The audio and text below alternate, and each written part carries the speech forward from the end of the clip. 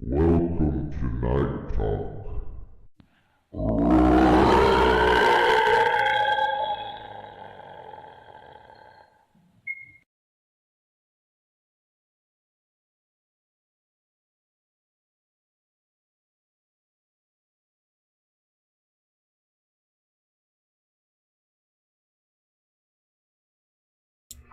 Hi, and welcome to Night Talk. Tonight I'm going to talk to you about sleep paralysis. I learned a lot about sleep paralysis that I didn't know, and I'll tell you what, this is one hell of a creepy ordeal. I got one viewer to call in this morning and give her experience about sleep paralysis. Her name was Tina Cook. Tina suffered through one of the most common signs of sleep paralysis, and I'm going to play her story for you, okay? Just a second here. Here she comes. Hi, this is Tina Cook, and I understand that you're going to be talking about sleep paralysis, and I have experience that I just kind of want to run by you and just see what your take is on it. I was probably 15, maybe 16, and I have an identical twin sister, and so we slept in the same bed, and anyway, I had a really big, dark figure, whether it be foggy, like a fog or a haze, standing in the bedroom doorway. And anyway, I tried to scream, I tried to wake my sister up. I tried to move. I physically couldn't move. I couldn't yell for my mom and dad to come and help. And it just seemed like it went on forever and ever. But finally, the fog or whatever it was that was in my bedroom doorway, it just dissipated and went to the floor. And I remember seeing the dark fog or haze just kind of roll. It just kind of rolled and then it just dissipated. And anyway, I was just wondering if you could, tell me if that is what sleep paralysis is. Because, I've had it happen growing up more than just that time. My sister and I lived at a local state park, and we had a lot of experiences living in the house we lived in and throughout the park. But anyway, if you could expand on that, I'd appreciate it, and let me know if that is what I experienced. Thank you. Okay, Tina, hi, Tina. I'm glad to see you're here. That's exactly what you experienced, and during this episode, I'm going to go over sleep paralysis in great detail. About sleep paralysis. Sleep paralysis is a condition that affects less than 8% of the general population. It is defined as a discrete period of time during which voluntary muscle movement is inhibited, yet ocular and respiratory movements are intact. According to a study in the current issue of Sleep Medicine Reviews, some experts now suspect that the townspeople involved in the Salem witch trials may have been experiencing sleep paralysis, because some of the symptoms victims stated and used against the accused during the trials are the exact same symptoms as described for sleep paralysis. Some people who experience these episodes may regularly try to avoid going to sleep because of the unpleasant sensations they experience. But other people actually enjoy the sensations they feel during sleep paralysis, notes Brian A. Sharpless, clinical assistant, professor of psychology at Penn State University. Sharpless stated, and I quote, "I realized that there were no real sleep paralysis prevalence rates available that were based on large and diverse samples, so I combined data from my previous study with 34 other studies in order to determine how common it is in different groups. He looked at a total of 35 published studies from the past 50 years to find lifetime sleep paralysis rates. These studies surveyed a total of 36,533 people. Overall, he found 1/5 of these people experience an episode at least once. Frequency of sleep paralysis range from once in a lifetime to every night. What is sleep paralysis? Sleep paralysis is a feeling of being conscious but unable to move. It occurs when a person passes between stages of awakeness and sleep. During these transitions, you may be unable to move or speak for a few seconds or up to a few minutes. Some people may also feel pressure or a sense of choking. A succubus is a demon in female form or supernatural and folklore tracked back to the medieval legends that appears in dreams and takes the form of a woman in order to seduce men, usually through sexual activity. The male counterpart is an incubus.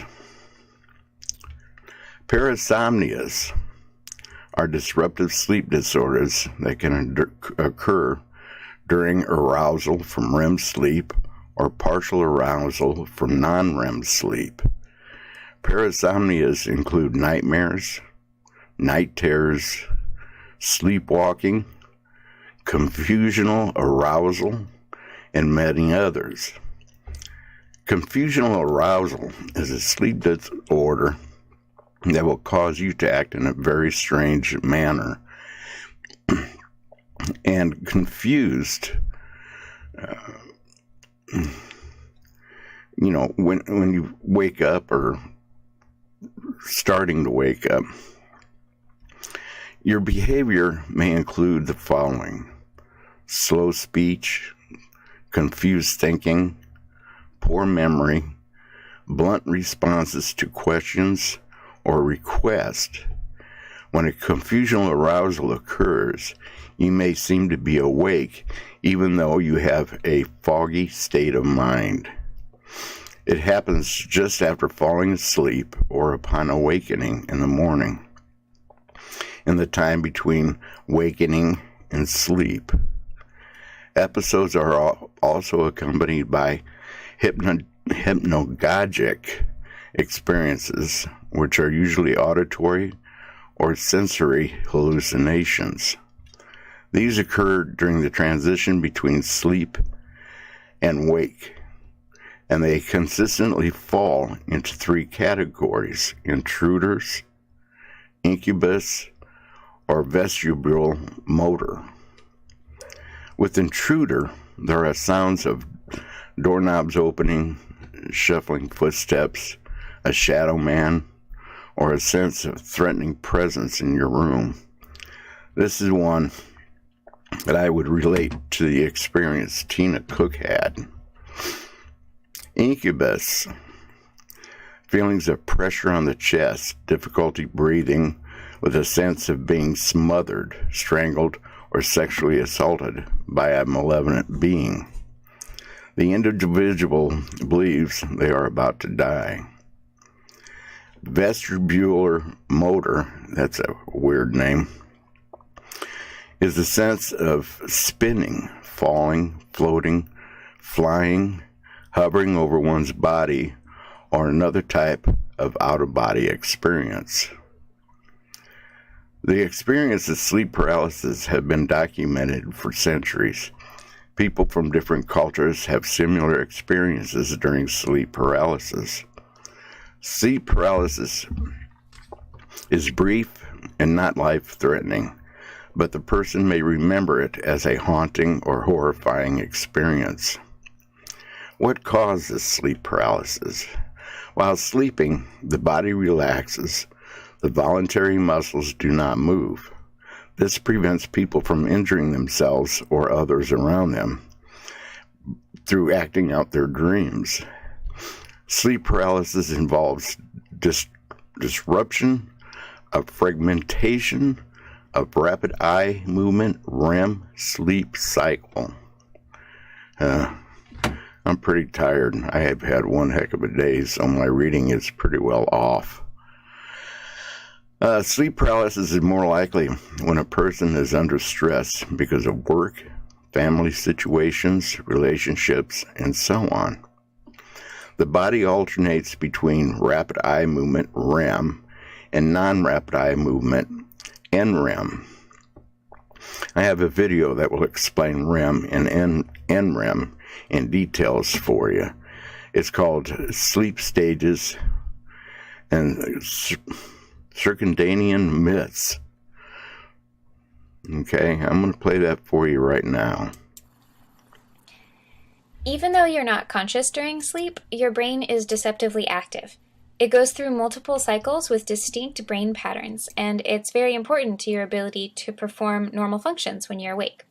You have 4 main stages of sleep, which occur in approximately 90-minute cycles during a normal night of sleep.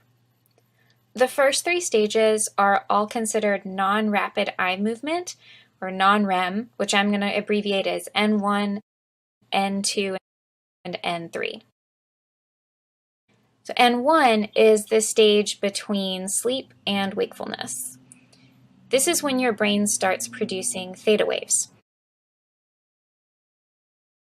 You might experience strange sensations known as hypnagogic hallucinations, which is kind of a fun name, but these can include hearing or seeing things that aren't there, such as seeing a flash of light, or a lot of people hear someone calling their name, or a phone ring, or doorbell, or something like that.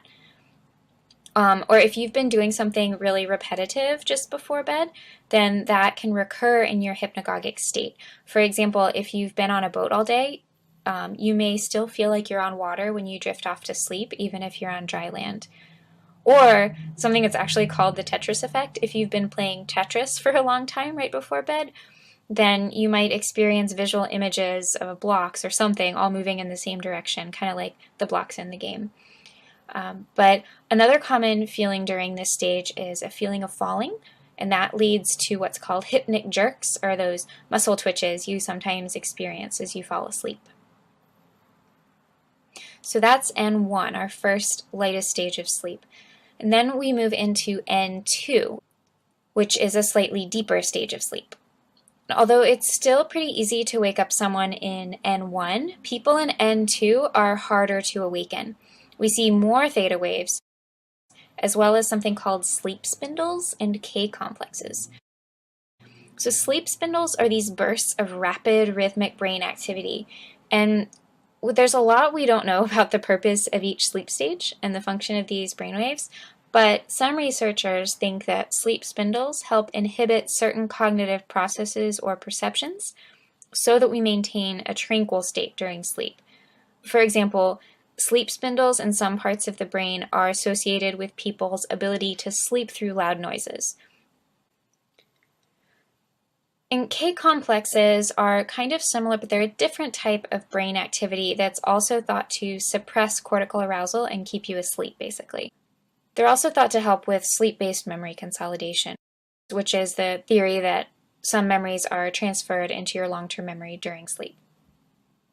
And what's cool is that even though K complexes do occur naturally, you can also make them occur by gently touching someone who's in this stage of sleep, like just brushing against their skin, and that'll induce some K complex activity. So what your brain does is sort of assess that the touch on the skin is non-threatening, and it suppresses the processing of that stimuli to help keep you asleep. So beyond N2, we have N3. So this is our last non-REM stage. And N3 is also called slow wave sleep because, as you might guess, brainwaves are very slow. And these are called delta waves, and they have a range of about 0.5 to 2 hertz. So you get basically a half to 2 oscillations of these brainwaves per second. And when you're in N3 sleep, you are very much dead to the world and really difficult to wake up. And if you walk or talk in your sleep, this is the stage where those things happen. So the last stage we need to talk about is REM sleep. REM stands for rapid eye movement, and that's because this stage is when your eyes move really rapidly beneath your lids. And also, most of your other muscles are paralyzed. So this paralysis might actually be a good thing because most dreaming occurs during REM sleep. So if you weren't paralyzed, your muscles might act out whatever you were dreaming about, which could be unsafe for you and anyone sleeping near you, depending on what type of dreams you have. REM sleep is sometimes called paradoxical sleep because your brain actually seems very active and awake, but your body is prevented from doing anything. It's kind of crazy. Now, in a normal night of uninterrupted sleep, you cycle through these stages about 4 or 5 times each, and it takes about 90 minutes to go through a complete cycle. But the order, it doesn't just go, 1, 2, 3 REM. But the order within a cycle tends to go from N1 to N2 to N3, and then back to N2 before entering REM sleep, and then back to N1, and then it starts all over again. And how long each stage lasts depends partially on how old you are and partially on how long you've been asleep. You tend to do a lot more slow wave sleep or N3 sleep in the first few hours and then more REM sleep right before you wake up. So that's why if you really want to try to remember your dreams, you can set your alarm to go off a little earlier than usual, like 15 minutes. And so you'll get jerked out of REM sleep and are more likely to remember what you dreamed.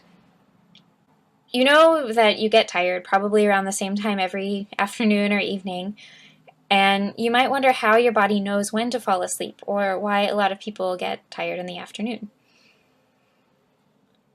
The answer lies in something called our circadian rhythms.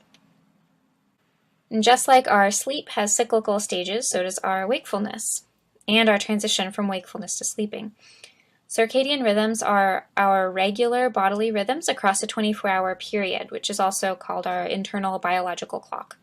And these cycles control our body temperature, which rises during the day and then takes a brief dip in the early afternoon and then goes up again in the evening and then falls during the nighttime. So they control our body temperature and our sleep cycle, all sorts of things. Daylight is a big cue for circadian rhythms, and even artificial light can affect your circadian clock. So that's why when you travel somewhere with a big time difference, airplanes will usually adjust the lights in accordance with the time zone of your destination. They're trying to help you reset your biological clock. But resetting that clock can take time, which is when you experience jet lag. Your biological clock says it's time to go to sleep, but your new time zone says it's time to wake up. And so that transition can be a little taxing if you're traveling. But these circadian rhythms also change as you age, which is why a lot of younger people tend to be night owls, but as they age, older people tend to wake up and go to bed early. And your circadian rhythms can also prevent you from sleeping in when you want to sometimes. So maybe you get up every day at 6 a.m., Monday through Friday, and then Saturday you can finally sleep in, but you'll still wake up around 6 a.m. And that's because your internal biological clock has adjusted to you waking up at that time. So it regulates your metabolism, body temperature, sleep cycles so that you wake up at the same time. Yeah, I didn't know a lot of that stuff. But in sleep paralysis, the body transitions to and or from REM sleep is out of sync with the brain. The person's consciousness is awake, but their body remains in a paralyzed sleep state. The areas of the brain that detect threats are in the heightened state and overly sensitive. Factors that have been linked to sleep paralysis include narcolepsy, a condition categorized by frequent, brief, and uncontrollable bouts of deep sleep, sometimes accompanied by hallucinations, and an inability to move, irregular sleep patterns due to jet lag or swing shift work, for example, sleeping on your back, or a family history of sleep paralysis. Sleep paralysis can be symptoms of medical problems such as clinical depression, migraines, obstructive sleep apnea, hypertension, and anxiety disorders. Signs and symptoms of sleep paralysis include the inability to move the body when falling asleep or awakening, lasting for a few seconds up to a few minutes, being consciously awake, unable to speak during an episode, having hallucinations and sensations that cause fear, feeling pressure on the chest, having difficulty breathing, feeling as if death is approaching, sweating, having headaches, muscular pains, or paranoia. I have 2 videos of people that have experienced the sleep paralysis. The first is about a man in a hospital for a sleep study as he undergoes an episode of sleep paralysis. The next one is a man talking about his sleep paralysis experience with the shadow people.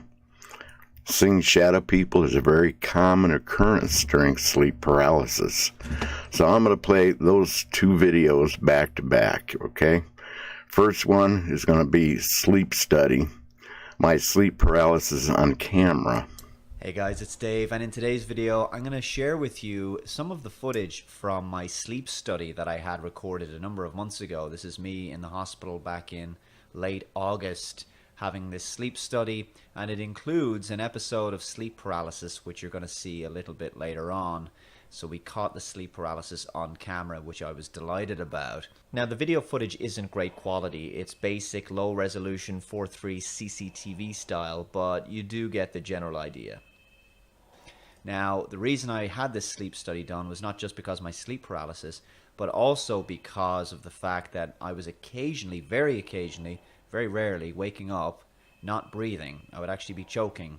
Now, it may be something to do with sinus problem, it may be something to do with allergies or some other problem.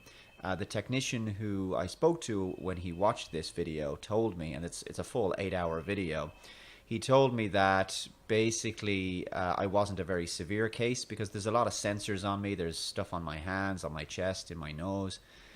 And so they're monitoring me not just through a video, but through other things as well. And he said that I wasn't particularly severe, but he did notice this particular episode, which I believe he called it something like an abnormal event or an unusual event that happened at 10 to 1 in the morning, and it was at 2 hours 32 minutes in, and you're going to see that very soon. So my theory is, I haven't spoken to the consultant about my case just yet, but my theory is that maybe basically the choking that I was getting, the sleep apnea, might be related to the sleep paralysis, whereby my throat is basically seizing up. Now, for those people who don't know anything about sleep paralysis, it basically occurs when everybody gets paralyzed more or less in their sleep, so they don't act out their dreams. But some people wake up and they're still paralyzed, and this usually happens when I'm lying on my back, and I lay on my back that night deliberately to try and bring it on and to demonstrate it. I don't usually try to sleep on my back. I usually sleep on my side. Very occasionally I'll get sleep paralysis there as well, but mostly it's when I'm on my back. And so you can move to a certain degree. You can kind of twitch, move your head a little bit, but you can't speak. You can open your eyes, you can look, you can blink your eyes, you can move your fingers slightly, move your toes, kind of wiggle your legs maybe a little bit, and your head moves back and forth, but you can't speak. And And even though it's only for a few seconds, it's very disturbing because it feels like it's going on for minutes, and you kind of worry that it's never going to pass, and you try and fight it, and your limbs, everything feels really heavy. It's like there's somebody sitting on you. And some people hallucinate when this has happened. And so basically they are awake, but they're still dreaming. And some doctors have said that sleep paralysis while dreaming might actually explain things like alien abductions. Now, I have to say that I never dream and have sleep paralysis at the same time. I'm always very lucid. I just simply can't move. And we're coming up on the episode now. It's any second now. You're going to see it. And look at my leg, it's twitching. So I'm starting to wake up, but my eyes aren't open just yet. And so you're going to also start to hear my breathing become more and more labored as I start to panic, basically. And I'm trying to make noise. You can see me shaking just a little bit. My fingers going, keep an eye on the fingers. And my head as well starts to twitch. I'm trying to speak or call out to the nurses, but it's just coming out as a kind of a snorting snore. There's my finger moving, and my eyes are open now. And you're going to start to see my head try and move. There you go.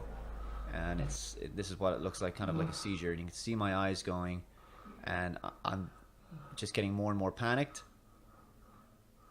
Eyes are wide open, blinking a little bit. And then finally, and then it's over. In one last burst of energy, it's gone. So that lasted quite a few seconds, basically about a minute almost.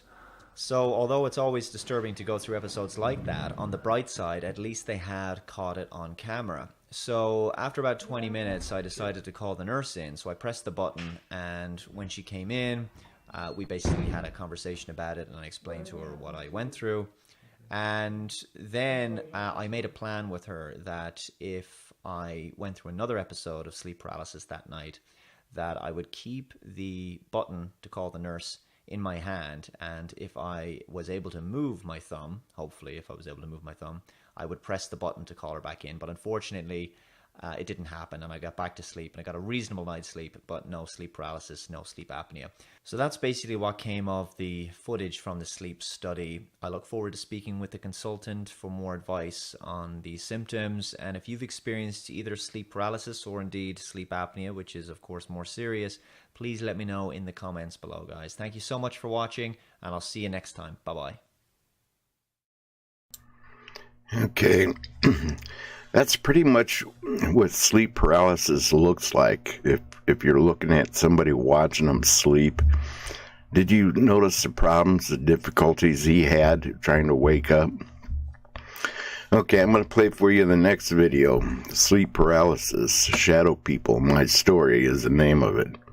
And I'll play it now, and then we'll move on from there.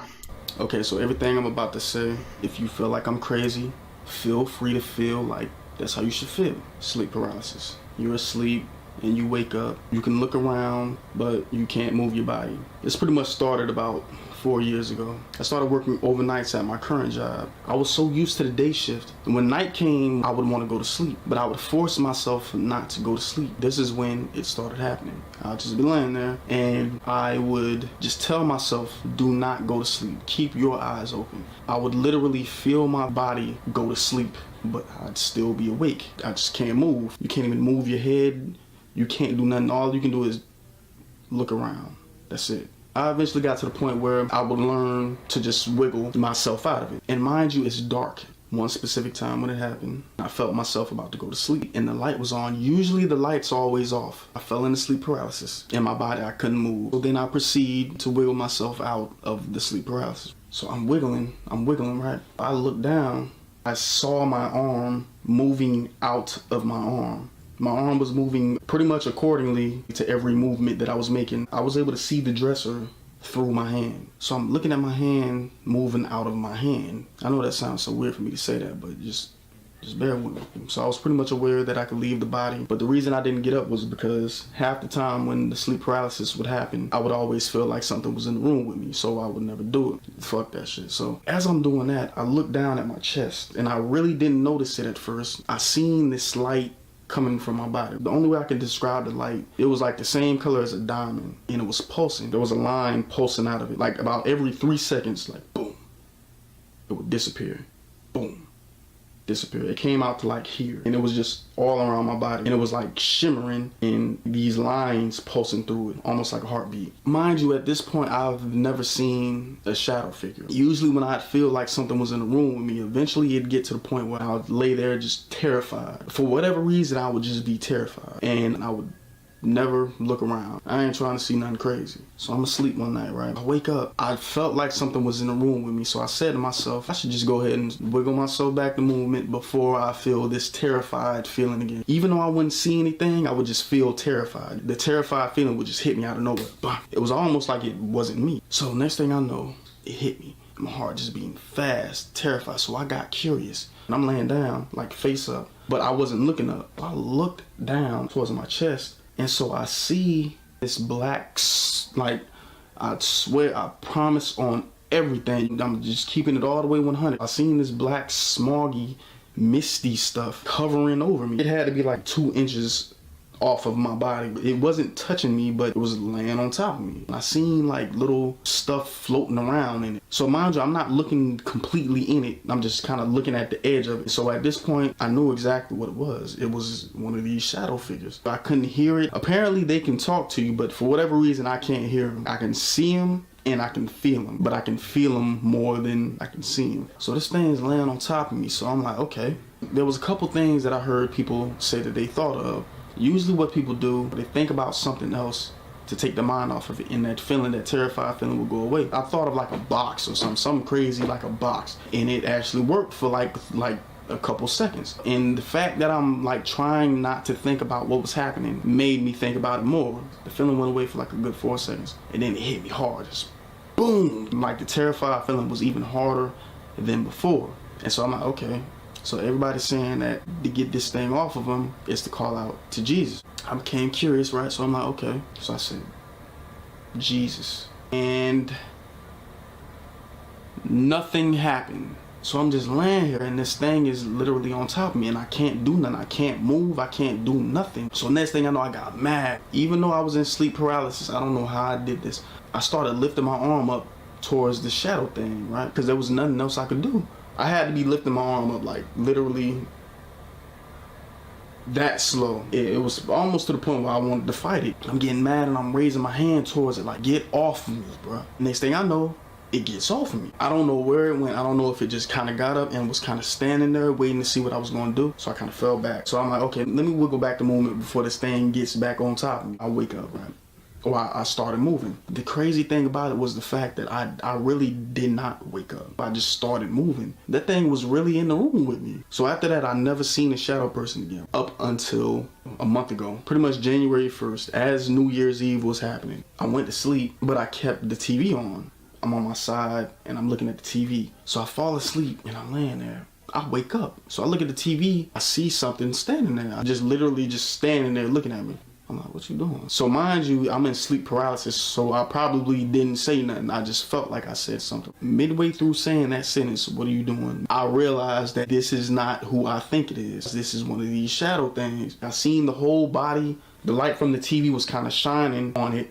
So I was able to see the full figure. It was real short. I didn't see the face. I really only looked at it for like a split second before I looked away. His head was like kind of like, the top of his head was like slanted to the side. And it was kind of jagged. I knew it was short because I was able to see the top of the TV over his head. But I'm taller than the TV. But mind you, I'm laying down, so I still had to like look up at it. Once I realized what it was, once I realized that it wasn't who I thought it was, I got kind of startled. And the second this thing seen that I got startled, it walked at me. It just started walking towards me. As soon as I seen it start walking towards me, I like looked away. I tried to wiggle to get up. So I gets up, and as soon as I started moving, it was gone. As soon as I started moving, I literally stayed in the same spot. I did not move because I'm not scared of them. And I felt the terrified feeling, but I'm literally not scared. I feel like it doesn't come from me. It's them doing it. It was standing right there in front of the TV looking dead at me as if it was waiting for me to wake up. Honestly how I feel about these things, they're annoying, really. But yeah, sleep paralysis.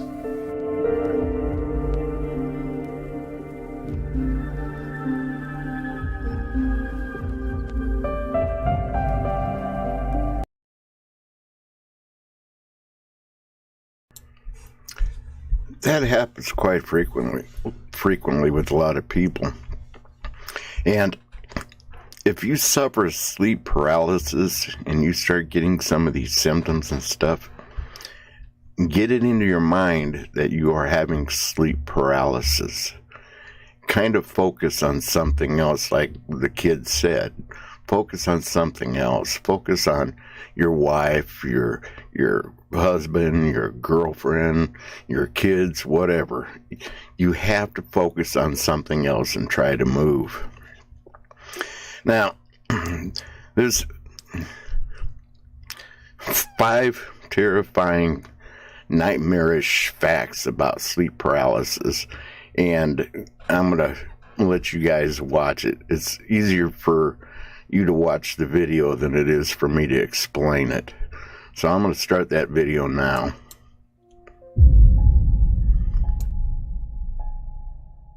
It's one of the most terrifying phenomena known to man. Sleep paralysis, the frightening ordeal of waking up suddenly in the dead of night, temporarily unable to move a muscle or even speak. For some it happens nightly, and others experience horrifying visions and sensations during their sleep paralysis. Whether you've suffered from it personally or not, here are 5 things you need to know about this terrifying condition. Sit back and enjoy this very first Top 5 short. It's more common than you think. According to a study taken in America in 2011, in which 3,600 random people were asked whether they had experienced symptoms of sleep paralysis, a shocking 65% said they had, and research undertaken by the Sleep Paralysis Project found that certain social groups tend to be more at risk of falling victim to the frightening disorder. For example, their test results showed that a higher number of African Americans suffer from sleep paralysis, and the most common age range that is affected by the sleeping disorder is 16 to 43-year-olds. Although it's hard to gauge, as people younger and also older than this have reported being affected too. You cannot wake yourself up. Some people have mastered a practice called lucid dreaming, which means that they will retain a certain amount of control and consciousness while they are dreaming, allowing them, for instance, to wake themselves up from an intense nightmare. But unfortunately, this does not work for sleep paralysis. This is because it occurs when a person is halfway between being awake and in REM sleep, which means they are not technically dreaming, as their eyes are still open and their senses are still alert. People have reported trying desperately to wiggle their toes or scream to wake themselves fully, but it's never any use, and the sufferer simply must wait for the paralysis to pass, however long this takes. You may see things that you do not like. Though it's rarer than the sensation of being paralyzed itself, some people do report very frightening visions and sensations while in their paralysis state. For instance, many have reported feeling a weight on their chest during a sleep paralysis episode, as though an invisible being of some kind is pinning them to the bed. Others report hearing voices in the room, and in one case, a man reportedly heard heavy breathing and deep growling coming from just behind him, though of course he was unable to turn around and look. However, the scariest thing about sleep paralysis is that some people experiencing a sleep paralysis attack actually claim to see figures in the room with them.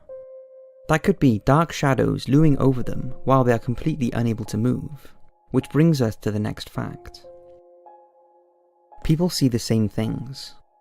One of the most inexplicable and terrifying facts about sleep paralysis is that people from all around the world who have had no contact with each other have reported seeing the same thing during their episodes. The most commonly reported apparition is the old hag. Many authors and psychiatrists who have studied sleep paralysis have noted that many of their patients report the presence of a hideous old woman who seems to take pleasure in the fear and panic she is causing, laughing at her victims as they lie there. If this sounds like a joke, then keep in mind the hag is nothing new. Throughout the history of sleep paralysis, she has been described. In fact, in Scandinavian folklore, the belief is that sleep paralysis itself is brought on by the soul of a fallen woman, which has left its own body to terrify innocent people while they sleep in their beds. This entity, which Scandinavians refer to as mare, is in fact where the term nightmare originates from. This reoccurring apparition has led many to believe that sleep paralysis is supernatural in nature rather than medical, as it's very difficult to come up with an explanation as to why so many people report seeing the same entity. We do know how to treat it. As truly bizarre and frightening as the phenomena of sleep paralysis is, doctors have found that thankfully it is quite easy to treat. Studies have shown the main cause of sleep paralysis, and all the scariness that comes with it, is mainly not getting enough sleep.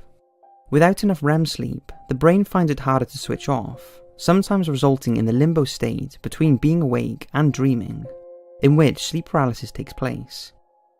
Also, high levels of stress and anxiety are known to trigger the attacks, and even eating big meals or consuming alcohol right before bed can be triggers too. It's long been recommended that the best way to avoid sleep paralysis is to learn to truly relax and switch off all your worries before you go to sleep. Get between 6 to 8 hours of rest, and preferably not watch videos like this just before bedtime. So that's 5 facts about the terrifying experience that is sleep paralysis. I hope you've enjoyed this top 5 short, and I'll see you in the next one.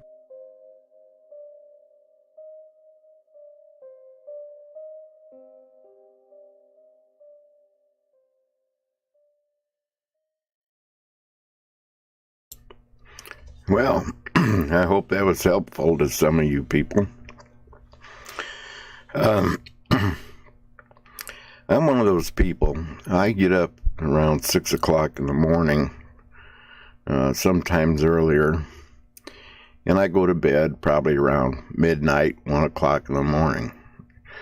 I don't get much sleep at all, but I have never suffered sleep paralysis.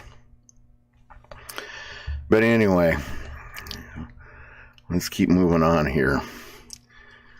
The last video I want to show you is called Sleep Paralysis, and it's about a young girl on her computer reading a scary story from one of her friends around 1 a.m. in the morning when her mom bolts into the room and tells her to go to bed. This is just an example story of what sleep paralysis could be. Okay, it's a bit on the creepy side, and it's kind of on the funny side too, so I'll play that and then we'll start getting into what's going to be next on Night Talk. So I'm going to start her right now.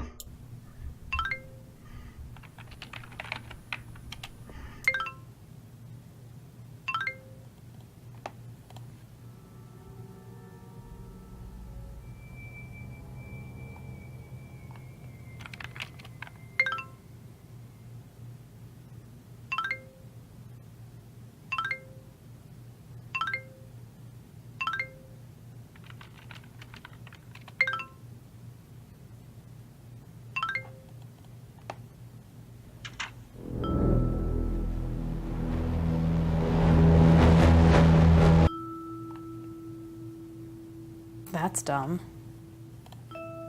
Don't ignore the shadows that lurk in the corner of your eye. They're watching you. The ancient Greeks called them shades. In Korea, the phenomenon is called gawi nulam, which means to be pressed down by a ghost. Some believe these shadowy creatures are interdimensional beings who are studying us for reasons unknown. I didn't believe in any of these myths, but the fact that others had experienced what I had made it more real to me. Jeez, OP Cat, it's 1 in the morning. What are you doing up? Reading. What are you doing up? Don't get smart with me, Missy. 10 more minutes. Fine. I was 15 when I started seeing shadows in my peripheral vision. My parents got divorced, and my mom and I moved from DC to Roanoke, Virginia. I had a hard time sleeping in the new place. I was afraid of how quiet it was. I was afraid of the seemingly endless woods that surrounded my house. But mainly, I was afraid that when I laid in bed at night, I wasn't alone. I couldn't see it at first, but I could feel its presence, like a low-frequency hum vibrating just under my skin. And then, one night, I saw it. dark void in the shape of a human. I tried to get up, but I couldn't move. I tried to scream, but nothing came out. It crawled over me, brought its face to mine, and then... Serves you right. Go to bed or I'm taking the computer. Don't you ever knock? Come on, sweetie. Go to bed. It's late. Okay, good night. Night. Jeez.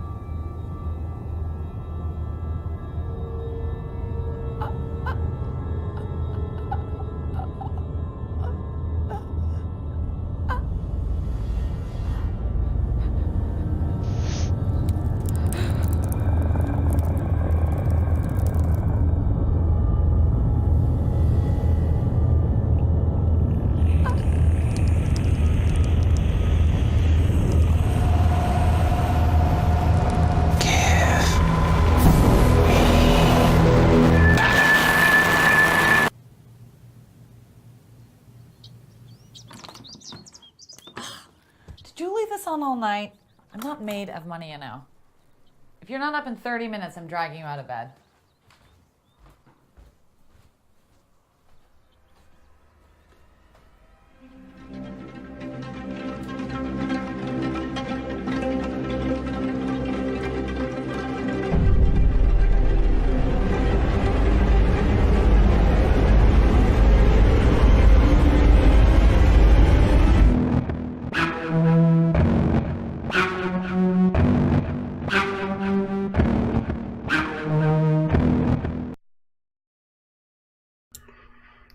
Now that you gotta admit is kind of creepy.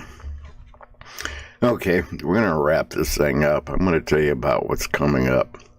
My next feed on May 9th at 8 p.m. Central Time will be about reincarnation.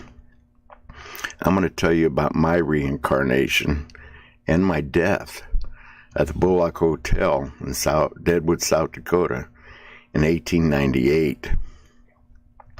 I will play 4 videos that explain reincarnation, why it occurs, and why most people don't remember their past lives. One video will be about proof of 7 children remembering their reincarnation. If you guys think that you may have been reincarnated, I would appreciate it if you would call here. The phone number is 402-370-8770 and tell us your story. People like hearing actual stories from people that have experienced paranormal phenomena. And this one, reincarnation, is pretty interesting when you start getting into it. I'm also going to start a second feed called Real Ghost Stories. This feed will be once in a while go live, because what it's going to be about is people calling in to my studio and telling their ghost story, what they've experienced, even stories that you've heard about. Ghost hunting groups and stuff, they can call in and they can talk about a scary incident that happened during one of their investigations. If you have any photos or videos or audio that you want to share for your ghost story, you're more than welcome. So anyway, I'm going to get out of here. I want to thank everybody for joining me tonight and thank all the new members. And I definitely hope you enjoyed this feed. So until May 9th at 8 p.m., I'll talk to you guys later. You're gonna come back and see us, aren't you? You better be. We need you. We gotta have you. We depend on you. Come on back and see us. Come back for our next feed. I will be watching for you.